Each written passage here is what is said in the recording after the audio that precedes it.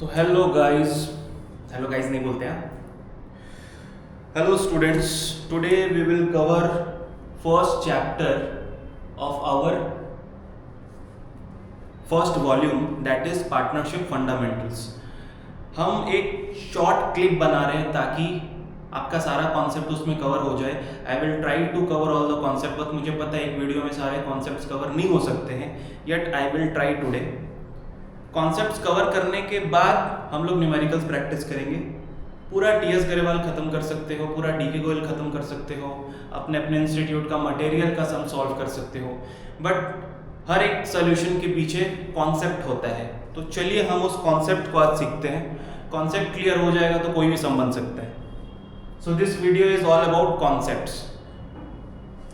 तो हमने partnership fundamentals में अभी तक क्या क्या सीख लिया है।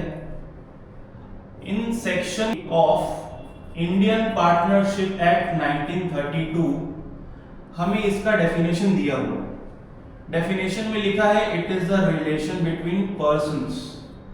It is a relation between person. Sir कितना पर्सन हो सकता है? क्या वो सिर्फ नेचुरल पर्सन होगा या आर्टिफिशियल पर्सन भी हो सकता है? It can be both. It can be a natural person, it can be an artificial person also. So at least there should be two person. At least there should be two person for the partnership. So it should be a relationship between at least two person who have agreed to share profit. Who have agreed to share profit of the business. Who have agreed to share profit of the business. Carried on by all. Or any of them acting for all.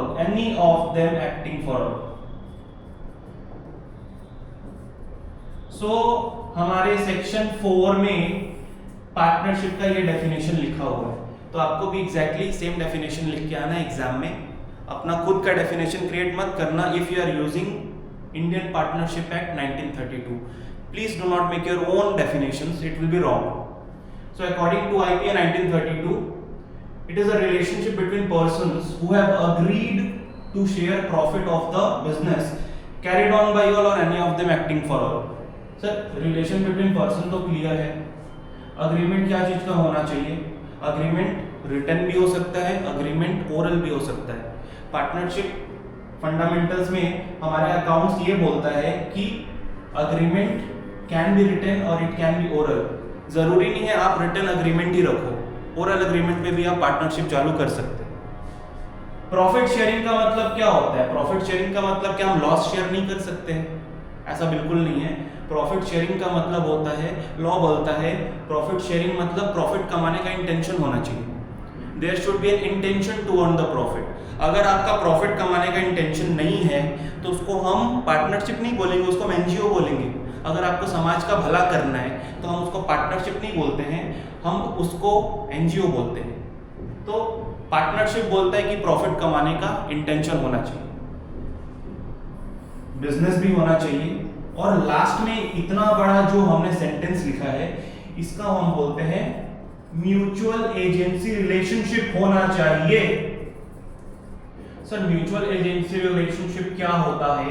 Mutual agency relationship मतलब मालिक और नौकर का relationship होना चाहिए एक partnership के अंदर। एक पार्टनरशिप के अंदर ओनर और सर्वेंट होता है, रिलेशन बिटवीन ओनर और सर्वेंट होता है। एक पार्टनरशिप के अंदर there is a relationship between principal and agent. Everyone is liable for each other.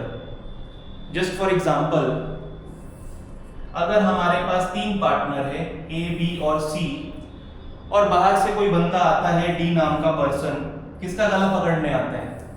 सी का। सी नाम के पार्टनर का गला पकड़ने आता है क्योंकि वो उसका पैसा लेके भाग गया है।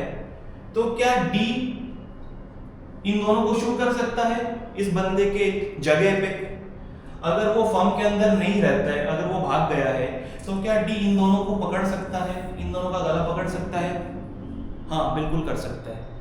लास्ट वाले सेंटेंस का मतलब ये है कि कैरिड ऑन बाय ऑल और any one of them acting for all.